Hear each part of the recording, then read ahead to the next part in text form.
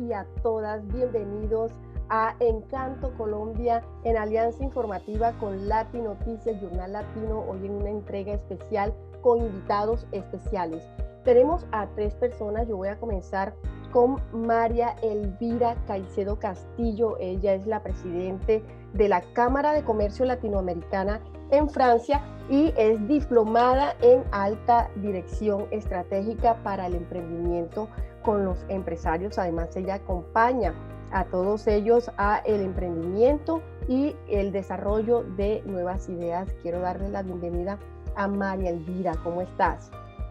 Soraya, muy buenas noches a todos. Mil gracias por la invitación una vez más aquí en tu programa. Mil gracias. Muy emocionada. Muchas gracias, María Elvira. Y seguimos con Hener Usuga. Él es influenciador colombiano, quien trabaja en temas de actualidades colombianas. También fue parte de la organización de la Marcha a la Haya y organizador de la campaña internacional Colombia Life Matter. Vamos a darle la bienvenida a Hener Usuga. ¿Cómo estás, Hener? Hola, buenas noches, muchísimas gracias por la invitación a María Elvira y Hilberto, mucho gusto poder estar hoy con ustedes y compartir a través de este espacio. Muchas gracias. Y pasamos con Edilberto Muñoz, de origen colombiano, con más de 20 años residiendo en Francia, un hombre que ha trabajado en temas comunitarios, ha hecho parte de grupos juveniles en Colombia, trabaja 100% en el sector social, además trabajó en la Corporación para la Recreación Popular y en el Hospital Universitario del Valle, trabajando así como jefe de bienestar social y desarrollando temas sociales como la educación en el tiempo libre para el desarrollo de las comunidades. Hoy, Edilberto se presenta valga la redundancia, como representante de los colombianos en el exterior para ganar la curul en la Cámara de Representantes. Edilberto, bienvenido. Bueno, buenas noches, Soraya.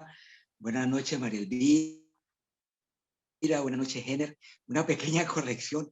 Estoy aspirando a ser el representante de los colombianos y las colombianas en el exterior, desde el exterior, para ir a la Cámara de Representantes en Colombia, a llevar esa voz de ciudadanías libres y como actores políticos aquí y allá. Buenas noches a todas y a todos por acompañarnos esta noche. Vamos a comenzar con una frase que por ahí estuve mirando en una de las redes sociales de Hener, una frase que dice: la lucha no es de clases, es por la dignidad. Hener, ¿cómo podemos interpretar esta frase? Bueno, no, yo creo que esa frase se puede interpretar de mil formas, depende quién la mire, depende quién la diga y depende quién la escuche. En mi caso, lo que yo pienso es que siempre hemos reivindicado las luchas a unas luchas de clases, a que es la lucha de los pobres contra los ricos o al contrario. Y yo lo que pienso es que con esta frase, desde que la comencé a usar, es que hay derecho a ser ricos, la gente tiene derecho a tener plata, la gente tiene derecho a hacer dinero, siempre y cuando se haga correctamente, ¿sí? Pero los pobres tienen derecho a tener dignidad. ¿Sí? O sea, no es posible que los ricos se llenen de plata mientras los pobres ni siquiera pueden vivir en unas condiciones dignas. Y condiciones dignas, pues son cosas muy simples, es que tengan un sitio para vivir dignamente, que puedan alimentarse, que puedan tener acceso a la educación y que puedan tener acceso a la salud. Al menos esas 4 son una garantía de dignidad para la gente pobre, para la gente más humilde. Ahora, si esa frase se la ponemos a otra persona que la malinterprete, pues podrán decir muchísimas cosas. Y si la ponemos en una mente de izquierda muy cerrada, digámoslo así, no muy abierta, pues podrá decir que no, que la lucha siempre tendrá que ser una lucha de clases y que tenemos que ir a cascarle a los ricos y que los ricos seguirán cascándole a los pobres. Pero no, yo creo que hay maneras en que la gente puede hacer dinero dignamente, pero también hay maneras para que los pobres vivan dignamente. Bien, vamos a pasar por una frase, la de Edilberto Muñoz, por ahí estuve indagando, y la frase dice: otra Colombia es posible donde quepamos todos a pesar de nuestras diferencias. Edilberto. Bueno, a ver, Yo tengo 57 años y siempre he conocido una sola Colombia, y es la Colombia de los dos extremos. Cuando yo nací, en el barrio donde yo llegué a vivir, desde que yo tengo uso de razón, era un barrio de invasión. En Colombia siempre el desarrollo urbano, en un gran porcentaje, se empezó desde las invasiones, cuando los campesinos y la gente migró hacia las grandes ciudades, alimentando los cordones de miseria. Bueno, yo soy de esa generación. Yo soy de esa Colombia del extremo de la pobreza, del extremo de la carencia, del hambre, donde conocí la leche cuando tenía 13 años, donde un televisor llegó a mi casa cuando empezamos a trabajar. Entonces, me tocó pagarme mis estudios, a mí y a mis 5 hermanos, salir con unas luchas a codazos en medio de esa sociedad. Cuando yo conozco Europa y yo conozco otro modelo de sociedades, entonces yo empiezo a decir, otra Colombia es posible. Entonces resulta que en esa Colombia donde yo vengo, matan por pensar diferente. Hace 70 años matan por eso, porque no pensamos como piensan los que siempre nos han gobernado, y cada vez que reclamamos nos han matado. Y resulta que uno conoce en estas sociedades que no, aquí no sucede eso, aquí se construye con esa diferencia. Entonces yo empiezo a decir, otra Colombia es posible a pesar de las diferencias, donde quepamos todos, así estemos en diferentes orillas, pero sí la podemos construir. Estos países nos lo enseñan. Entonces, esa es la Colombia que yo creo que debemos dejarle a las futuras generaciones, donde quepamos todos a pesar de las diferencias. Muy bien. María Elvira, ¿cuál es la otra Colombia? ¿Cómo te imaginas tú esa otra Colombia que propone Edilberto Muñoz? Bueno, eh, a mí me gusta mucho todo lo que es la vida práctica, ¿no? Y tenemos muchos sueños, muchos anhelos de poder ver una Colombia nueva. Yo los entiendo a ellos desde toda su lucha, todo lo que hacen para que haya una Colombia distinta, una Colombia diferente. Entiendo a Jenner su posición, entiendo todo lo que hacen alrededor de todo lo que ellos están representando, su partido político, sus ideales, pero yo siempre me voy a lo más práctico. Yo veo a una Colombia cambiada, transformada, si hay una educación, si se invierte más en educación, en la escuela de padres, en la escuela para los jóvenes, pero la escuela después de la escuela, en fin, si toda esta gente, los emprendedores, aunque hoy hay multitudes de cursos, de talleres que están propagando mucho en Colombia, pero siempre cuando yo voy y hago una entrevista con un emprendedor, tanto el de Colombia como el de Francia sufren de lo mismo.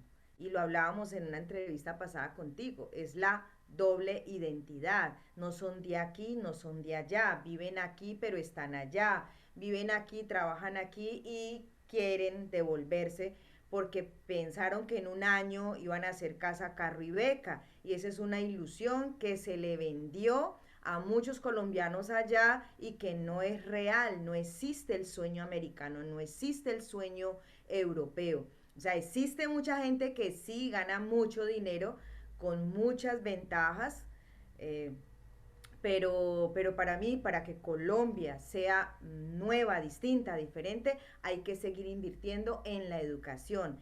Y el pobre, pues, seguirá siendo pobre mientras no se eduque, porque es que la pobreza ni siquiera es monetaria, la pobreza es de la mente.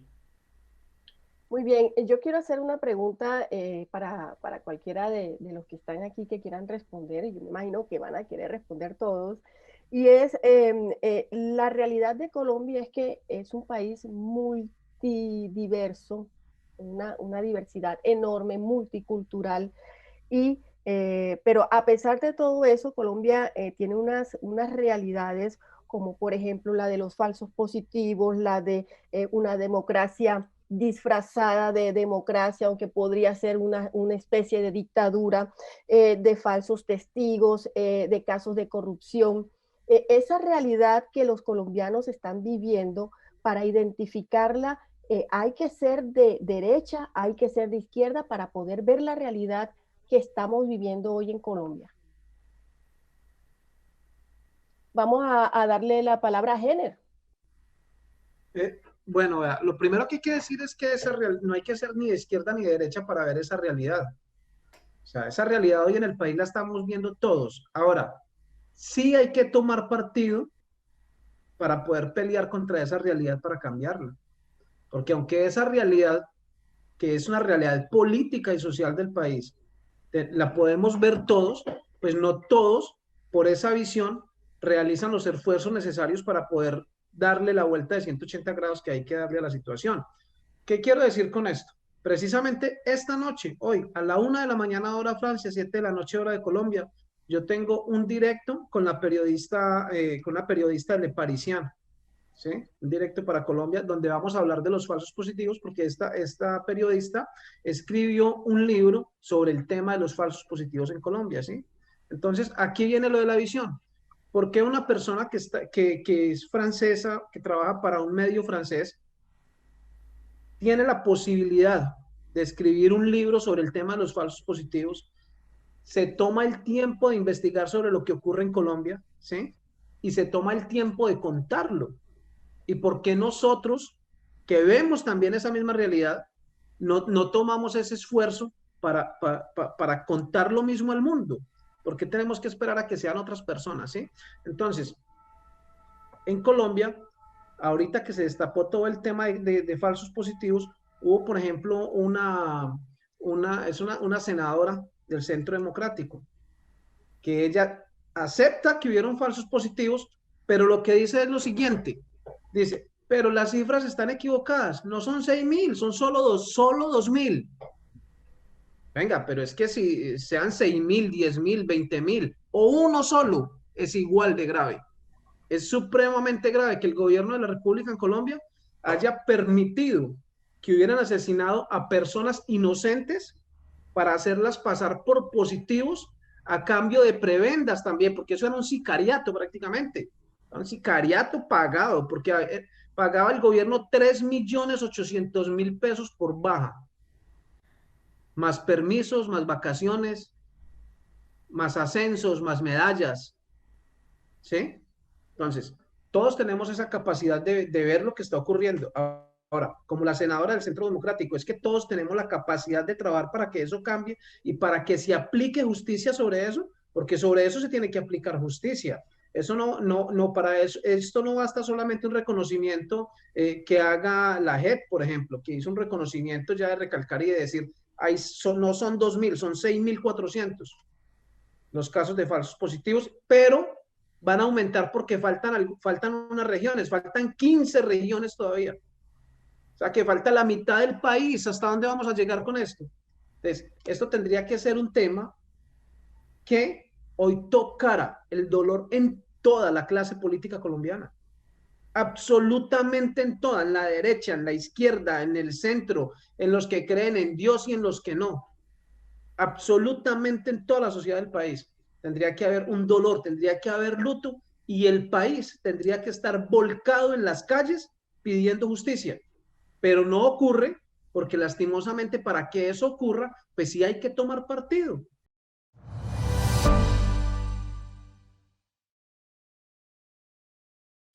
Colombia ahorita está, hace varios años ya, cargado de corrupción. ¿Cómo un pueblo colombiano puede llegar a la justicia teniendo como líderes la corrupción que carcome como esos comején al tuétano colombiano?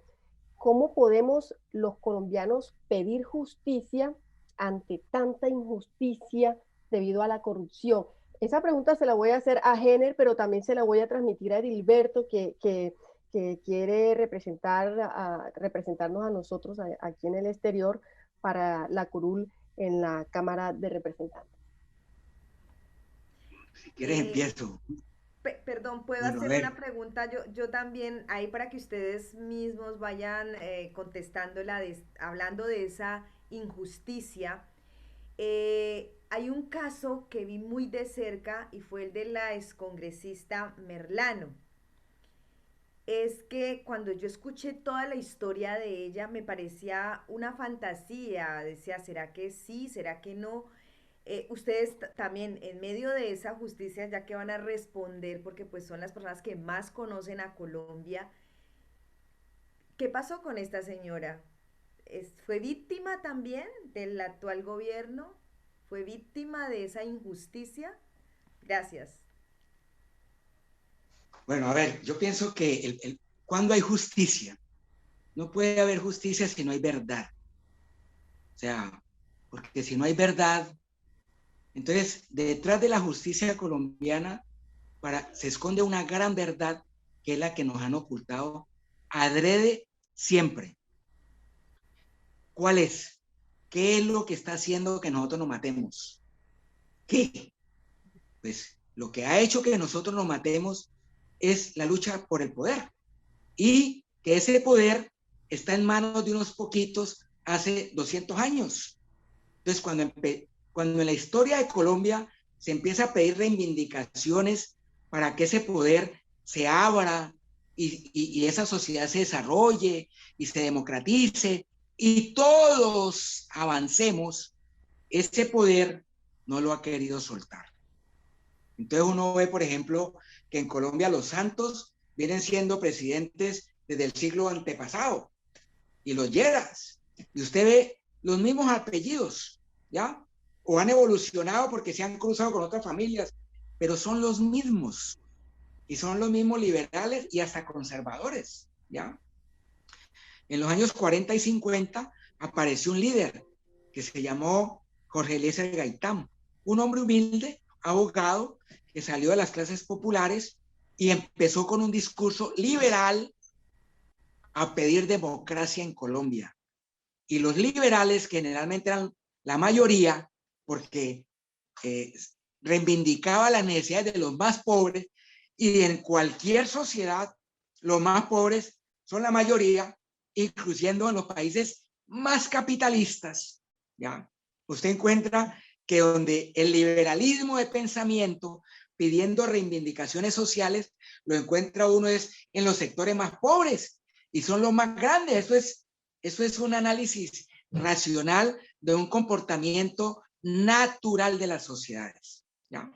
Entonces, cuando estas clases empiezan a engrosarse, a crecer, esa gente chiquitica ve que va a perder el poder y empiezan a asesinar campesinos, porque en esa época no había como hoy los medios de comunicación, entonces no se daban cuenta. Y cuando se daban cuenta, entonces decían que eso eran bandoleros y criminales y por eso los habían matado y los había dado de baja la policía o el ejército. Fueron los primeros falsos positivos que se conocieron en Colombia alrededor de los 40, 50.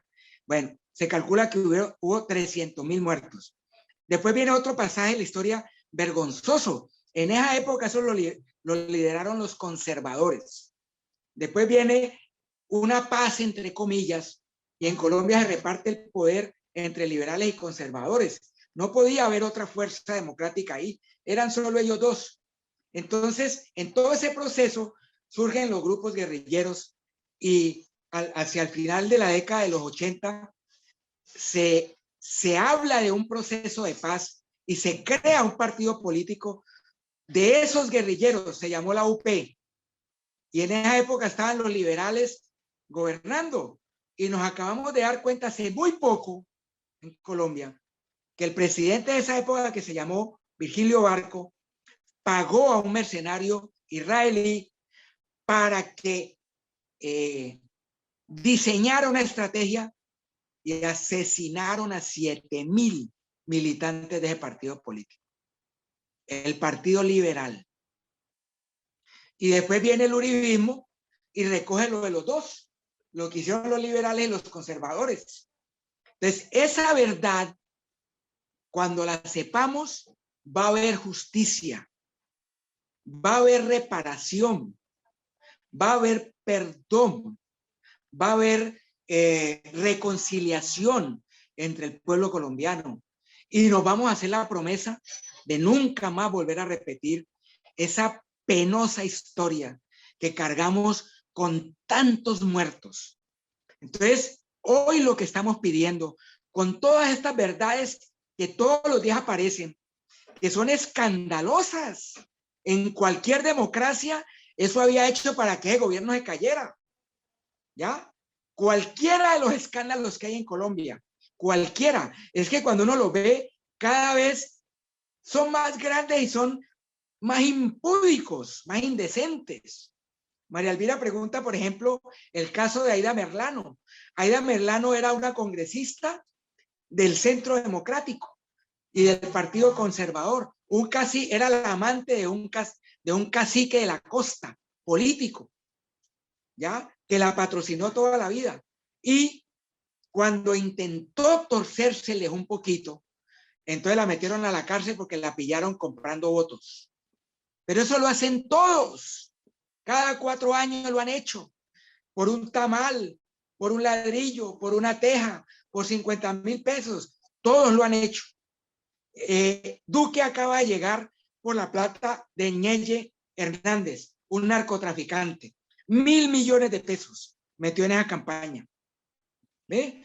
Entonces lo de Aida Merlano no es ajeno a lo demás. Es una costumbre más que la pillaron. Aida Merlano hoy está en Venezuela. Ella huyó, ¿no? Además, esa huida de Aida Merlano, perdón, se dio con la complicidad de los que no querían que Aida Merlano contara la historia. No es que ella hubiera tenido toda la infraestructura para volarse de la manera que lo hizo, no.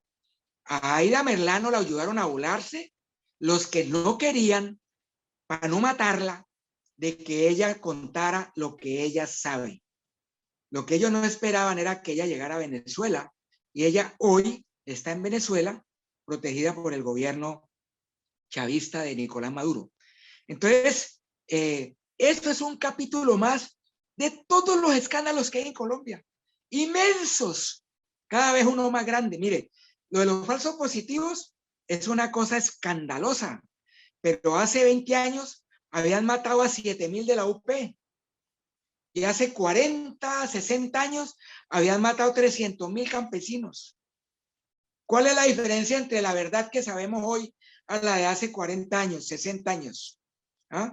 Que todas nos las quieren ocultar, porque la de hoy, que todavía no terminan de darnos una cifra exacta, hay un jefe paramilitar que se llama Salvatore Mancuso, quiere hablar de los hornos crematorios que tenía el paramilitarismo para que no aparecieran sus víctimas. Miren, ahora las enterraron y hoy podemos contarlas, y a las que cremaron las podremos contar. ¿Saben cuántos desaparecidos hay en Colombia? Más de 80,000. Hoy no sabemos dónde están. Nadie nos dice, ¿ya? En el tiempo de Pinochet creo que eran 3,000. Solo 3,000. Y el mundo se escandalizó con Pinochet. Con la democracia colombiana hacemos silencio, y desde la misma sociedad colombiana muchos colombianos lo aplauden y dicen que eso está bien. O sea, nos han enseñado, nos metieron aquí en la cabeza culturalmente que nosotros debemos trancar la puerta con los muertos, que es normal que maten por pensar diferente, en vez de empezar a construir desde la diferencia. Entonces, Soraya, para concluir, necesitamos saber la verdad para que pueda haber justicia en Colombia. Y es lo que estamos pidiendo hoy a través de la JEP. La JEP es el órgano más importante que se ha creado jamás en la historia de Colombia para conocer la verdad. Entonces, a cambio de verdad, habrán beneficios. Entonces, lo que dicen es, ¿va a haber impunidad? No, señor, no va a haber impunidad. Impunidad es que metan a la cárcel a un tipo y se nos lleve la verdad y lo metan 4 o 20 años y nos niegue la verdad porque dijo, pues ya me condenaron, el otro me le va a pagar a mi familia, la casa, le va a dar esto, lo demás y tal, entonces yo no cuento la verdad. No, nosotros necesitamos ver la verdad. Así no paguen cárcel, pero que la sociedad sepa cuál es la verdad, ¿ya? Yo escuché ahora días a un político que no voy a decir el nombre, porque eso lo vamos a saber más adelante, pero estoy de acuerdo con lo que él dijo. Él dijo, no deberíamos de meter a los militares a la cárcel por los falsos positivos, no, siempre y cuando nos cuenten la verdad, porque detrás de cada asesinato de un civil había una orden, perdón, detrás de este acto criminal que cometió el militar, había una orden de un civil. Necesitamos saber quién fue el civil que dio esa orden. Ese es el que tiene la culpa. Y está bien, tampoco lo metamos a la cárcel, pero que todos los colombianos, los 50 millones de colombianos, sepamos quién dio la orden para que mataran 6.400 hoy identificados falsos positivos, o 7.000 militantes de la UP, o 300.000 campesinos liberales por el solo hecho de ser gaitanistas. Necesitamos conocer esa verdad para que haya justicia. Eso es lo que estamos pidiendo. Hener, ¿tú quisieras hacer alguna intervención? Porque justamente yo quiero hacerle una última pregunta para finalizar esta reunión. Bueno, yo creo que sobre el tema de justicia y corrupción, yo creo que siempre detrás de todo eso lo que debe haber es un cambio de conciencia. O sea, independientemente de en dónde esté esa corrupción, independientemente de a quién se le esté pidiendo justicia, pues lo que tiene que haber es un cambio de conciencia en el pueblo. Si no hay un cambio de conciencia en el pueblo, pues siempre vamos a seguir igual, y eso es lo que ha permitido que hoy, en el caso de Colombia, pues sean los corruptos los que estén gobernando el país y los que lo hayan gobernado siempre, ¿sí?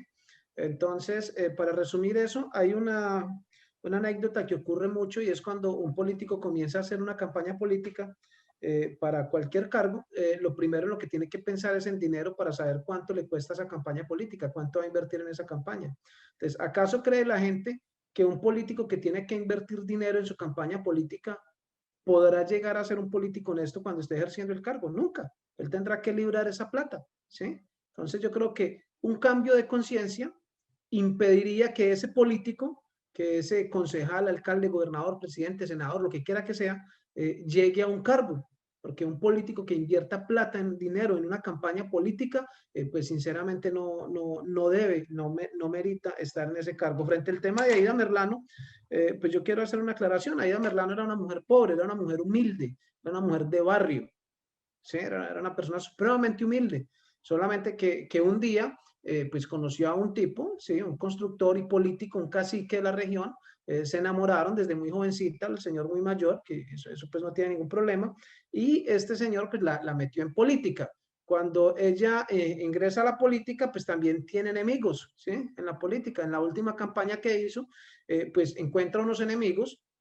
Si ella estaba haciendo una campaña con plata, pero le hacen un montaje de armas y le meten un armamento en una de las sedes políticas, y finalmente, más que por la compra de votos, es por esas armas que encuentran allí que la meten presa, porque alguien quería sacarla del camino, ¿sí? Precisamente, creo incluso que estaba hasta vinculado ahí su compañero, ¿sí? Era uno de los que quería ya sacarla. Pero ella, pues cuando la capturan, ella lo que quiere es hablar para poderse librar de todo eso, y para demostrar que esas armas no eran de ella y demás. Y es ahí donde para hablar, pues ella tendría que tocar a los Char, a la familia Char, y son precisamente la familia Char quien le ayuda a ella a volarse. Y inicialmente a ella le ayudan a escapar, creo que es para asesinarla, es lo que se dice, ¿sí?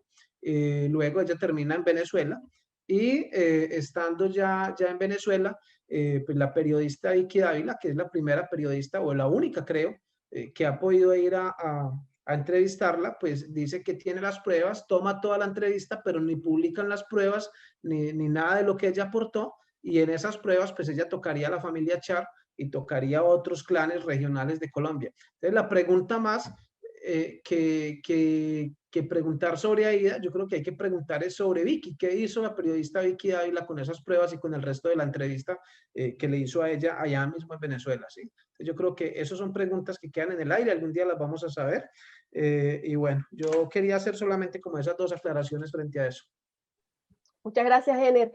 Bueno, yo quisiera hacer una pregunta para finalizar esta reunión con una frase a propósito de la conciencia que acaba de tomar Ener, que acaba de mencionar Ener.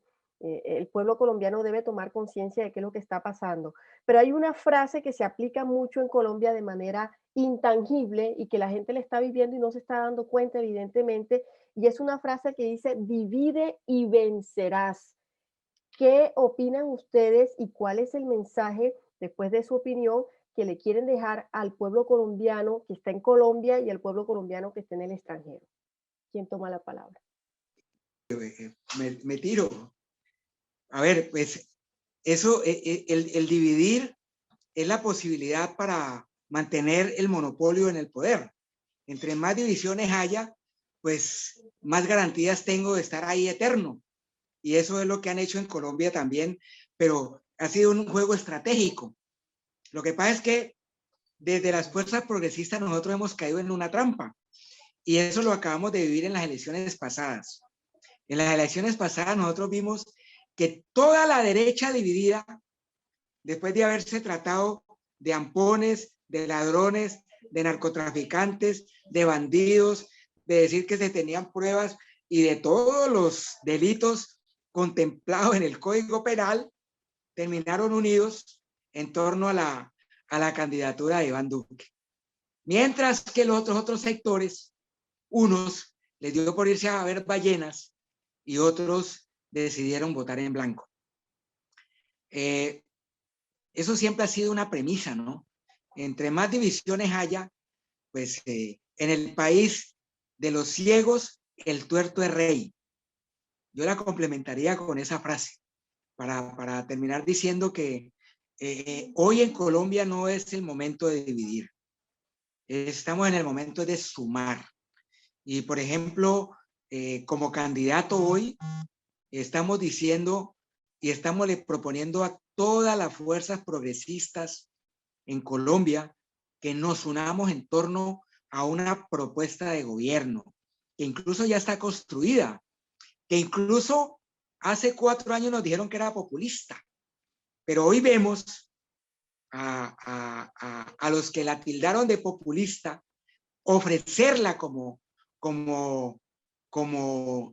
campañas propuestas para salvar supuestamente y fortalecer a la clase media y a las clases populares. Por ejemplo, lo de la educación gratuita.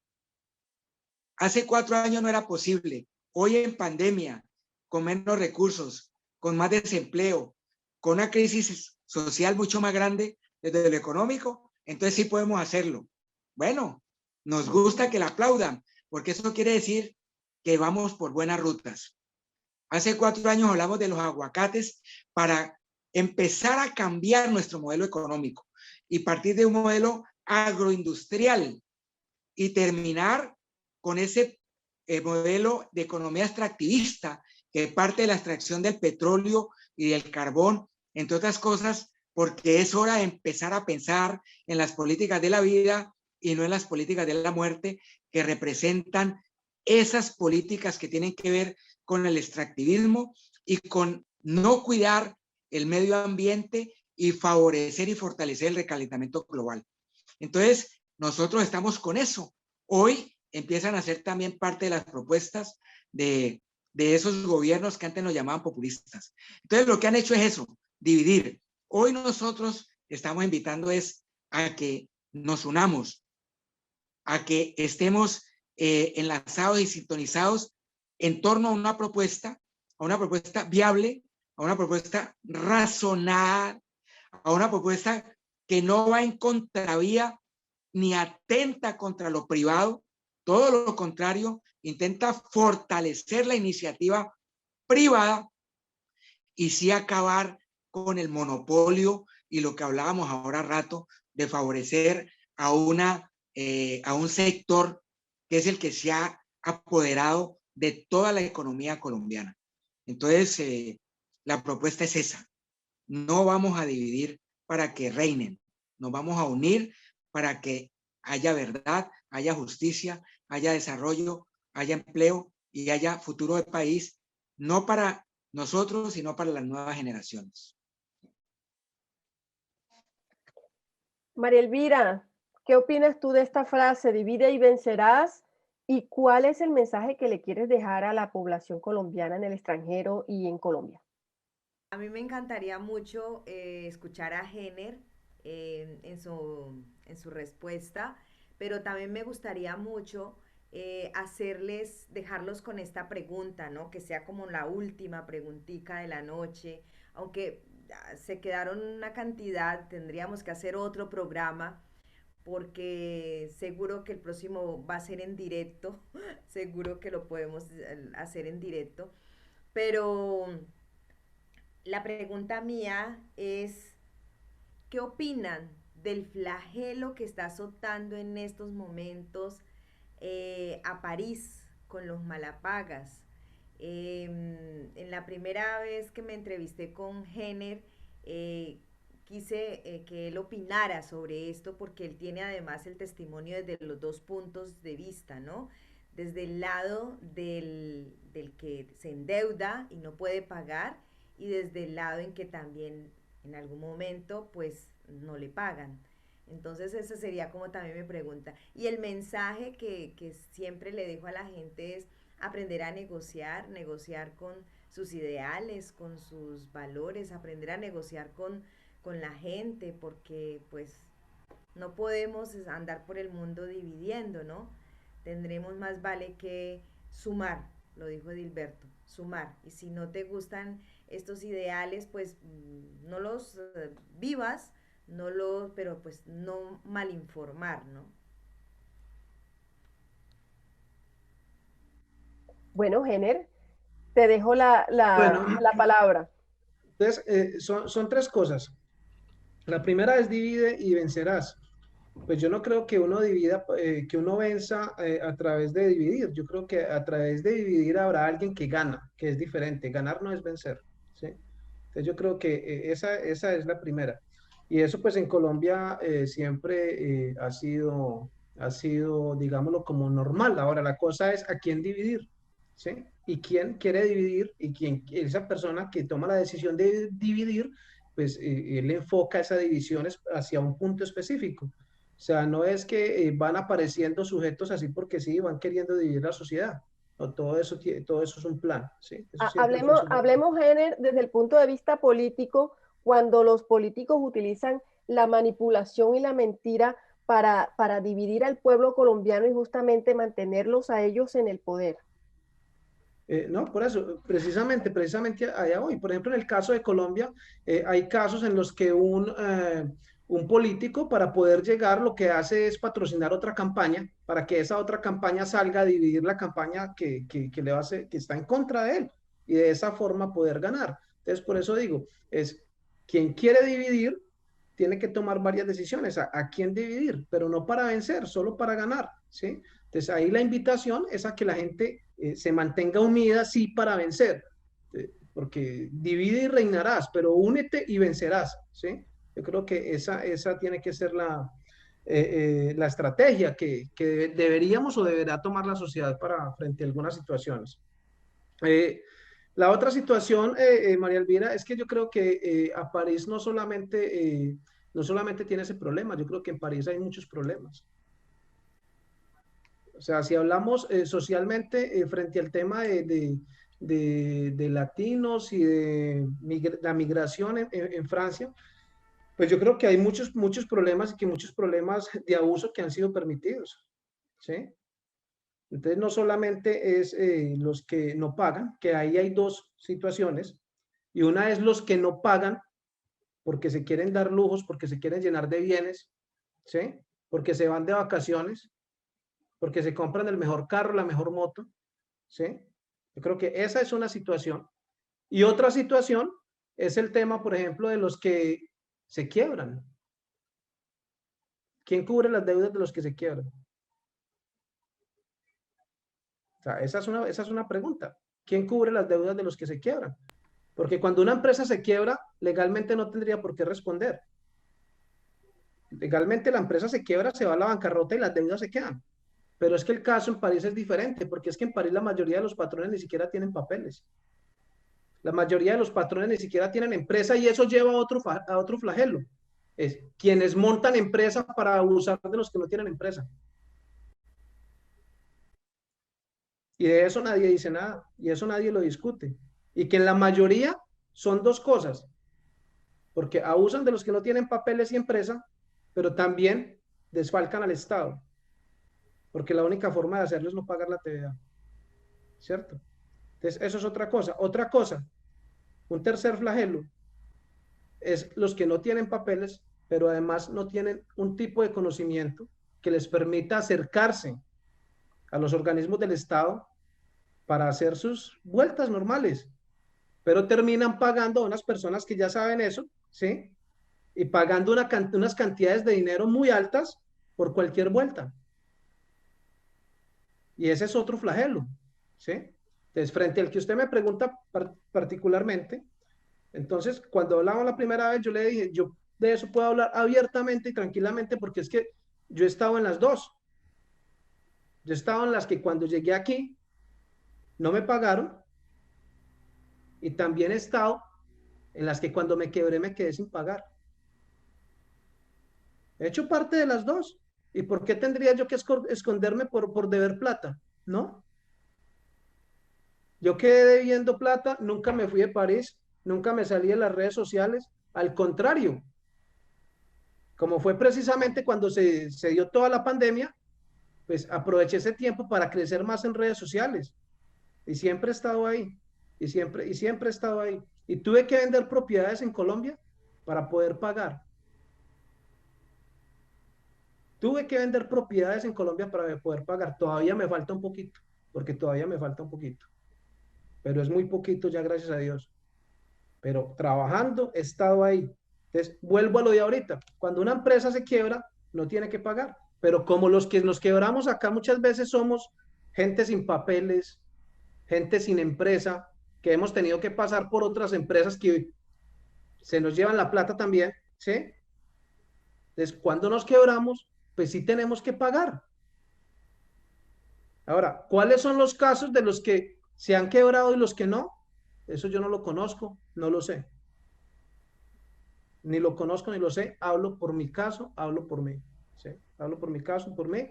Yo quedé viendo más de 100.000 euros. Tuve que vender propiedades en Colombia para poder pagar, porque no fue solamente a personas que trabajan conmigo, fue a muchas personas. ¿Sí? Que uno me dio la mano, el otro que intereses, el otro que al 10, el otro que al 15, el otro que al 20.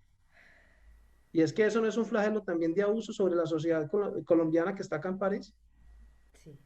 Eso también es un flagelo de abuso. ¿Y quién está mirando eso? ¿Quién está examinando eso? ¿Quién está hablando sobre eso? Yo creo que hay que comenzar a reflexionar seriamente sobre todos esos problemas. Y sí, cuando uno se quiebra, como en mi caso, muchas veces la esposa de uno tiene que ir a hacer aseo y coger 50 euros y dárselos a uno para uno dárselos a otro para que no le peguen una puñalada a uno. Porque es que nadie entiende lo que está pasando en el otro. Y resulta de que como han habido tantas cosas, entonces todo el que debe es un ladrón. Pero es que no siempre todo el que debe es un ladrón. No sé si todos los casos, pero no creo que el 100% de los casos sea así. No creo que el 100% de los casos que no han pagado sea por haberse ido de vacaciones o por eso. Tiene que haber gente que como yo también ha tenido problemas y se han quebrado y han acudido a los amigos porque yo acudí a un de Dilberto y Dilberto me regaló 300 euros para poder comer. Y aquí está Dilberto. Ya me invitó a almorzar a un restaurante, sacó su chequera, me hizo 300 euros y me dijo, así textual, me dijo, marica, el día que vuelva a arrancar, ese día me los da. Pues eso hace casi 2 años y no se los he podido dar. Pero el día que volvamos a arrancar bien, ese día se le van a dar, ¿sí? Entonces yo, la invitación que hago con esto es a que no hay que vandalizar a todo el mundo por lo mismo. O sea, hay que ser inteligentes, ¿sí? Para poder discernir. Necesitamos inteligencia y sabiduría para poder discernir entre lo bueno y lo malo. Y no siempre todo lo que aparenta ser malo es malo, pero tampoco todo lo que aparenta ser bueno es bueno. Sí, hay veces uno cae tras el estrés, el desespero y cosas, uno cae en errores.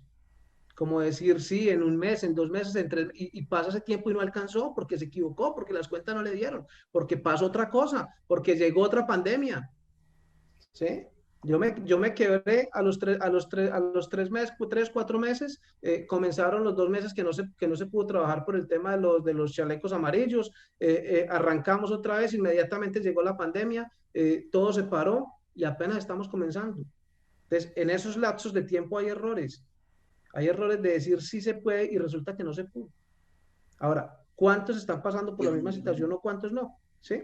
Entonces, yo para terminar con eso, lo que invito es a que muy juiciosamente, cuando se van a hacer los juicios y los prejuicios, pues se sea inteligente sobre ese asunto. Porque es que eso puede ser muy delicado, como puede que una persona por 50 euros le dé una puñalada a otro, ¿sí? Puede ser que el día que boletean a un man en Facebook, que es lo que ocurre acá, ¿sí o no? Pues la respuesta de él sea ir y pegarle la puñalada al otro porque lo boleteó. Ahora, cuando eso ocurre, yo he mirado, y cuando eso ocurre, ¿sabe qué pasa? Salen un poco de personas que ni siquiera conocen a esas personas que están involucradas en el problema, a decir, llámeme en privado que yo le ayudo, vaya tal, haga esto, haga lo otro. Y es que eso no genera también enemistades y riñas. Entonces, la invitación es a ser juiciosos en el discernimiento de esa situación, para que esa situación pues pueda llegar a felices términos, ¿sí? Y felices términos es que en el tiempo prudente la gente pueda obtener lo que se les debe, la gente pueda recuperar sus platas, el otro pueda recuperar su tranquilidad, porque yo no sé si para todos, pero Hilberto lo sabe. Para mí el desespero de ver plata era muy berraco. ¿Sí me entiende? Entonces, si todos pasan por ese mismo desespero y por ese mismo estrés, eso es una cosa muy berraca. Y que esa tranquilidad es necesaria para poder vivir y para poder continuar. ¿Sí? No sé si con eso queda claro o quieren que haga una aclaración más. Yo Sí, quisiera, perdón, sí, Edilberto. sí, sí, Sí, Gener, a tú ver, tienes toda la razón en eh, lo que dices y en la posición que tienes de que te quedaste endeudado y que tenías que pagar y todo el estrés que se vivió. En la mayoría de las denuncias que hemos analizado, con un videito que se hizo un poquito viral en medio de mis plataformas que yo hice, es justamente gente que sí tiene con qué pagar, pero que no quiere pagar. Y le dicen a las personas, mándeme a Prudón, no importa, yo tengo mis papeles, usted no tiene papeles. Entonces sí hemos revisado estos casos donde cínicamente, a mí incluso un cliente, hace muchos años, hace unos 5 años, me dijo, no le pago y no me da la gana. Así de sencillo.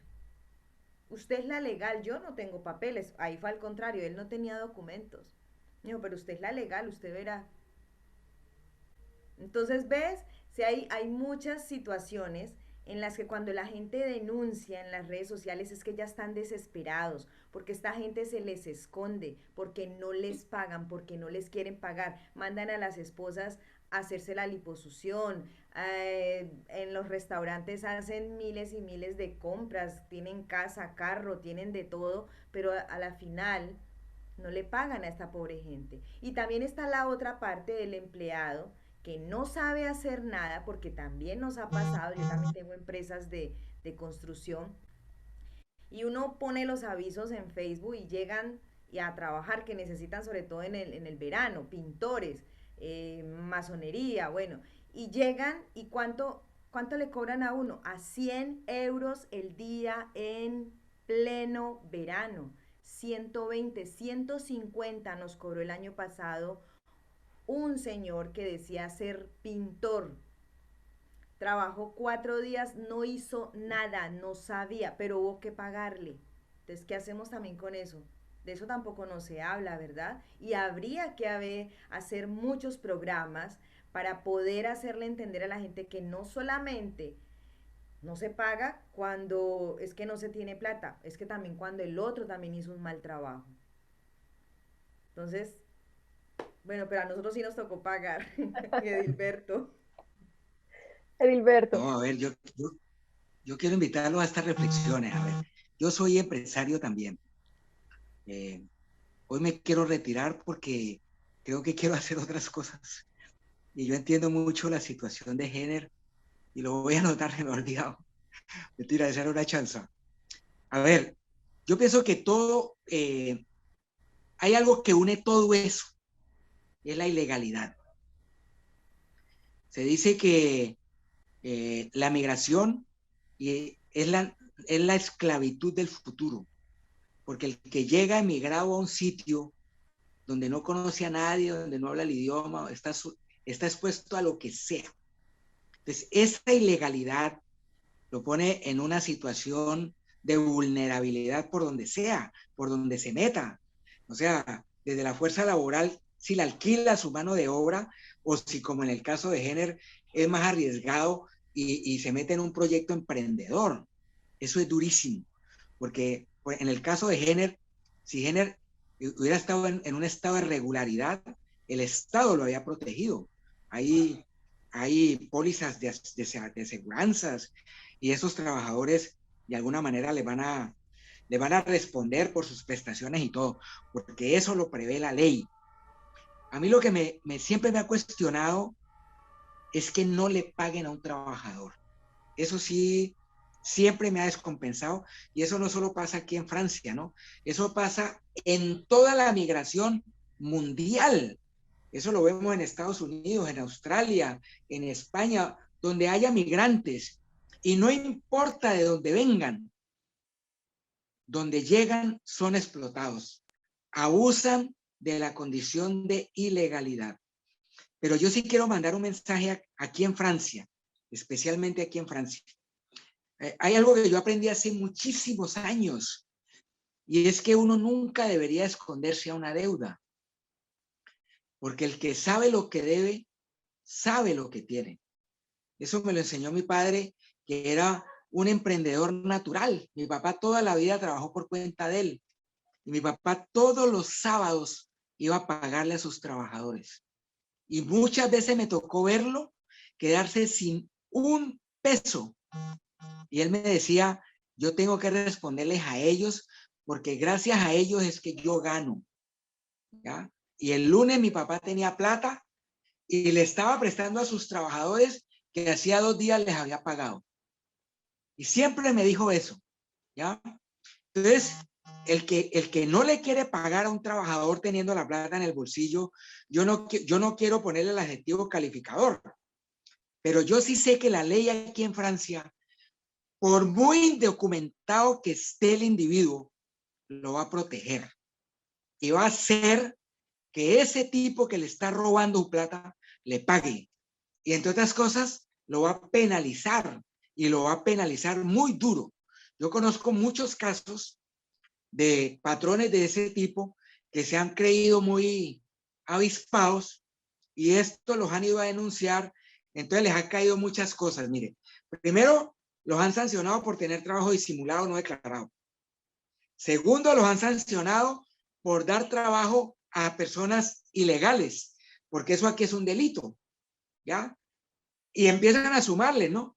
Tercero, porque están evadiendo impuestos, no solo de la seguridad social, sino también de los fiscales rentables como empresa, porque cuando les revisan sus estados de pérdidas y ganancias, se van a dar cuenta que hay fugas de dinero, y como no saben por dónde se van, tenga también para que lleven.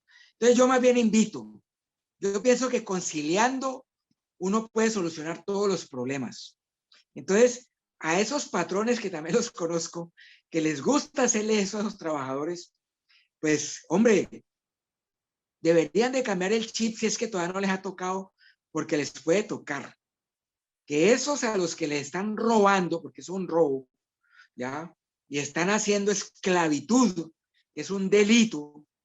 Entonces, sepan y entiendan que aquí en este país la ley los protege, así no tengan papeles. Entre otras cosas, sería un motivo para que lo regularicen rápido. entre otras cosas, si están trabajando en empresas grandes. Entonces, yo invito a esos trabajadores a que denuncien abiertamente si estos empleadores, estando en unas condiciones confortables, nada vulnerables, porque entre otras cosas, hoy gracias a la pandemia, el Estado francés reconoce a esos empresarios que han tenido que mandar a sus trabajadores a la casa de acuerdo a sus estados de facturación el año antepasado, les reconocen los salarios a esos trabajadores. Entonces la ley protege. Yo les invito a que se hagan proteger de la ley. Estamos ante un Estado de Derecho. Y cuando nos quieren negar las deudas, entonces reclamémoslas donde debemos reclamarlas. Y es delante de la justicia y de la autoridad. Y eso lo podemos hacer. Quiero agradecerle por la participación a María Elvira, a Edilberto y a Jenner por haber estado con nosotros hoy hablando sobre estos temas tan interesantes. Y yo quisiera dejarles una reflexión a todos ustedes, y es que no permitamos que se arraigue la frase de que un latino, el peor enemigo de un latino es otro latino, sino que más bien seamos conscientes y agarremos más bien la frase que dice: el pueblo unido jamás será vencido. Los invitamos a que se unan en nuestras redes sociales en Facebook, Instagram y YouTube como Latinoticias Journal Latino, y evidentemente también con la Alianza Informativa de Encanto Colombia. Yo soy Soraya Vitola y les decimos hasta pronto.